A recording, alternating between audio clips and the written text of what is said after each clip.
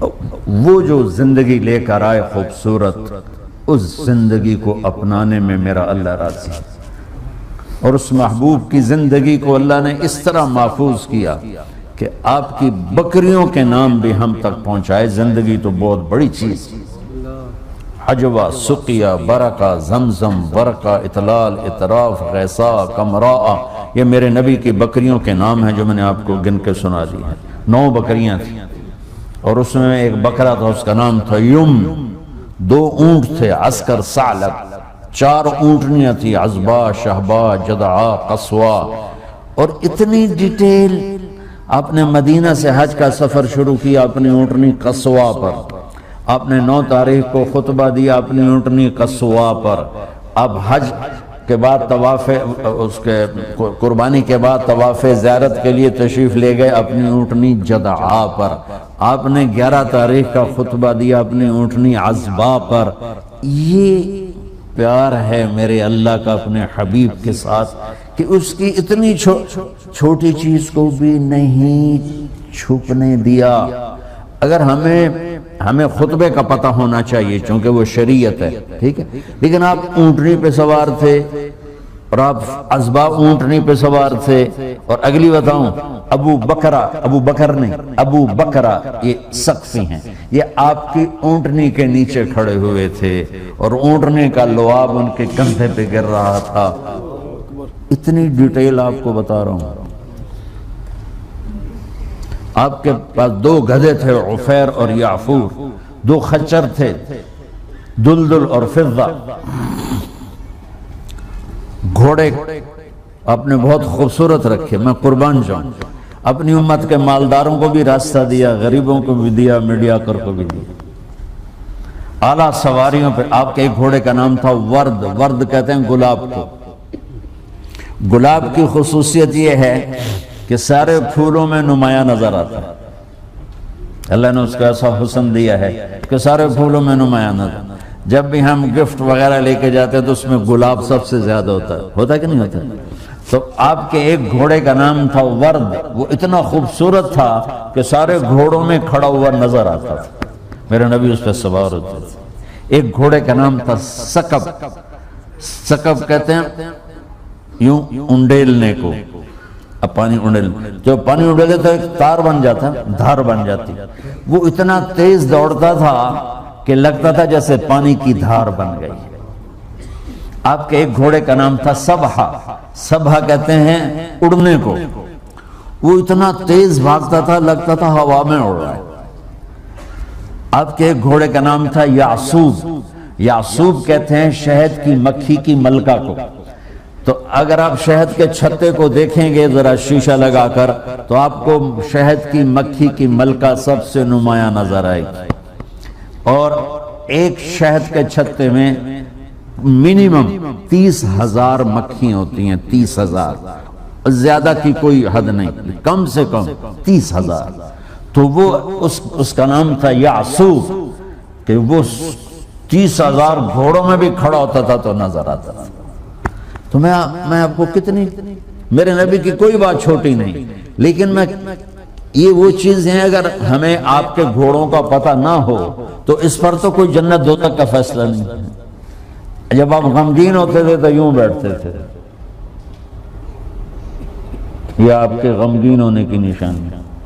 جب آپ حیران ہوتے تھے تو یوں کرتے تھے، کوئی نہ کوئی باڈی ایکشن ہوتا ہے آدمی، اوہ اچھا یہ مطلب میری حیرانی ہے کہ میں جب حیران ہوتا ہوں اچھا ہاں، اور میرے نبی جب حیران ہوتے تھے تو چہرے سے نہیں یہاں سے پتہ چلتا تھا۔ اتنی چھوٹی بات، کسی کو یوں کر کے نہیں بلاتے تھے، یوں کر کے بلاتے تھے۔ مجلس میں چوکڑی مار کے بیٹھتے تھے، پاؤں پھیلا کے نہیں بیٹھتے تھے۔ کوئی آپ کو ادھر سے بلاتا یا رسول اللہ تو یوں نہیں کرتے تھے، کوئی ادھر سے بلاتا یا رسول اللہ تو یوں نہیں کرتے تھے۔ یا رسول اللہ ادھر سے شخص نے بلایا تو آپ یوں کرتے تھے، جی فل پروٹوکول، صرف گردن نہیں ٹیڑھی کرتے تھے۔ ادھر سے کسی نے کہا یا رسول اللہ تو آپ یوں نہیں کرتے تھے، بلکہ اس کو سینہ دیتے تھے. ادھر سے کوئی کرتا تو آپ یوں کرتے. جی میرے بھائی بولو کیا کہتے ہیں. ہائے ہائے ہائے ہائے ہائے. اللہ نے اپنے حبیب کی ہر ادا اور عجیب اور مزے کی سنو. آپ کو برنی کھجور پسند تھی, لو بلا جوڑی مرضی کھجور کھا لو, لیکن میں قربان جاؤں کہ میرے اللہ نے اپنے حبیب سے کیسا پیار کیا ہے کہ آپ کے کھانے کی پسند بھی بتا دے. برنی اور عجوہ, یہ دو کھجوریں آپ کو پسند. گوشت میں دستی کا گوشت پسند, بکرے کا جو اگلا پاؤں ہوتا ہے اس کا گوشت پسند تھا. ابو عبیدہ بن جراح دیگ چڑھائی ہوئی تھی اور وہ بکرا اس میں پکا رہے تھے تو آپ نے فرمایا ناولنی الذراع. ابو عبید مجھے دستی پکڑانا, تو انہوں نے ایسے وہ ڈوئی سے نکال کے دی, تو آپ نے اس کو یوں دونوں ہاتھوں سے پکڑ کر آہستہ آہستہ آہستہ ساری کو نوچ کے کھا کے ہڈیاں پھینک کے فرمایا ناولنی الذراع, مجھے دستی پکڑاؤ. انہوں نے دوسری نکال کے دے دی, تو آپ نے پکڑ کے اس طرح اس ساری کو کھایا اور پھینک دیا. پھر آپ نے کہا ناولنی الذراع, ابو عبید دستی پکڑاؤ. وہ بول پڑے یا رسول اللہ بکرے دیاں دو ہی ہوں دیاں. تو آپ نے فرمایا وہی حق, ارے تیرا بھلا ہو, اگر تو میرے کہنے پہ ڈوئی ڈال دیتا, جب تک میں کہتا رہتا اللہ مجھے نکال کے کھلاتا رہتا. محمد اور احمد اور ماہی اور حاشر اور عاقب اور فاتح اور خاتم, ابو القاسم, طه, یاسین, مزمل, مدثر, شاہد, مبشر, نذیر, داعی اللہ, سراج منیر, عزیز, حریص, رؤوف, رحیم, رحمت للعالمین, کافۃ للناس, بشیر و نذیرا. محمد بن عبداللہ بن عبد المطلب بن ہاشم بن عبد مناف بن قصی بن کلاب بن مرہ بن کعب بن لوی بن غالب بن فہر بن مالک بن نضر بن کنانہ بن خزیمہ بن مدرکہ بن الیاس بن مضر بن نزار بن معد بن عدنان بن اود بن حمیسہ بن سلامان بن عوس بن بوز بن قموال بن ابی بن عوام بن ناشد بن حزا بن بلداس بن یدلاف بن طابخ بن جاہم بن ناحش بن ماخی بن عیفی بن عبقر بن عبید بن الدعاء بن حمدان بن سنبر بن یثربی بن یحزن بن یلحن بن ارعوا بن عیدی بن زیشان بن عیسر بن اخناد بن ایہام بن مقصر بن ناحث بن زارح بن سمی بن مزی بن عوض بن عرام بن قیدار بن اسماعیل بن ابراہیم بن آذر بن ناحور بن سروج بن رعو بن فائج بن عابر بن ارفخشاد بن سام بن نوح بن لامک بن متوشال بن ادریس بن یرد بن ملح الایل بن قینان بن آنوش بن شیس و بن آدم علیہ السلام. یہ میرے نبی کی پیڑھی ہے توڑ آدم علیہ السلام تک. اگر ہمیں معلوم نہ ہو تو جنت کے جانے آنے میں کوئی اس مسئلہ نہیں ہے. جنت کے آنے جانے کا مسئلہ تو حلال حرام پر ہے, فرائض پر ہے. لیکن میں قربان جاؤں میرے رب نے اپنے حبیب کی ہر شے. تو بھائیو اپنے نبی کی پاکیزہ زندگی کو سیکھو. میرے نبی کی پوری زندگی ایک کھلی کتاب کی طرح, جیسے قرآن کو کوئی نہیں بدل سکتا, میرے نبی کی زندگی اور سیرت کو پر اللہ کا پہرا ہے.